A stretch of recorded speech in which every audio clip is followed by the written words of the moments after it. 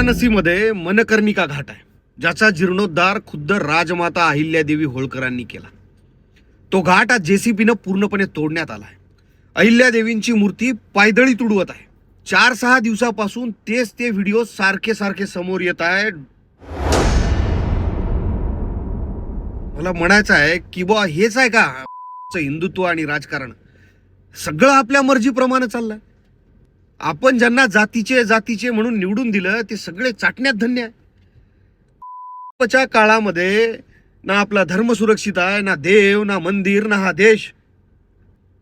जेवढं देशाचं, जेवढं मंदिराचं नुकसान या नासक्या केलं ना, तेवढं कदाचित त्या मुघलांनी केलं नसल. अरे देवीच्या मूर्त्या तोडताना, त्यांना तुडवताना लाज वाटली नाही का? पागल साले. निदान मूर्ती तरी उचलून ठेवायची ना एखाद्या चांगल्या जागी. इतका अपमान. याचा अर्थ असा होतो की यांना ना आपल्या इतिहासाशी देणं घेणं आहे, ना आपल्या संस्कृतीशी. हे लोक फक्त सत्ता लंपट म्हणून नोंद होतील इतिहासात. आता कुठे गेले ते जातीचे ठेकेदार? आता नाही भुकणार, कारण की इथं त्यांना कोणी भाकर तुकडा टाकणार नाही ना. तुम्हाला आठवते का रायगडावरचा काल्पनिक वाघ्या कुत्र्याचा पुतळा काढला होता, संभाजी ब्रिगेडनं काढला होता. तेव्हा महाराष्ट्रातल्या ज्या ज्या लोकांच्या भावना दुखवल्या होत्या ना, त्या लोकांच्या भावना आज आपल्याला मणिकर्णिका घाट पाडल्यावर, त्यांच्या मूर्तीवर त्यांच्या तोंडावर चप्पल ठेवून उभं राहिल्यावर यांच्या भावना का नाही दुखवल्या? म्हणजे कुत्रा म्हणजे श्रद्धेचा आणि अस्मितेचा विषय, आणि खुद्द अहिल्यामाईंच्या मूर्त्या म्हणजे काय दगड आहे का?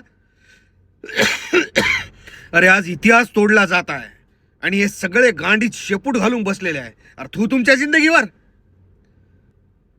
आता तरी स्वाभिमान जागा करा. बहुजनांनो, तुमचा इतिहास संपवण्यासाठी पोहले आहेत.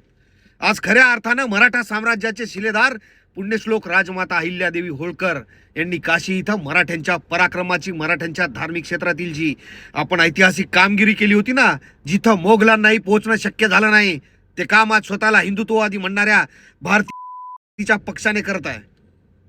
आणि या सगळ्या गोष्टीचा मी जाहीर धिक्कार करतो. जय शिवराय.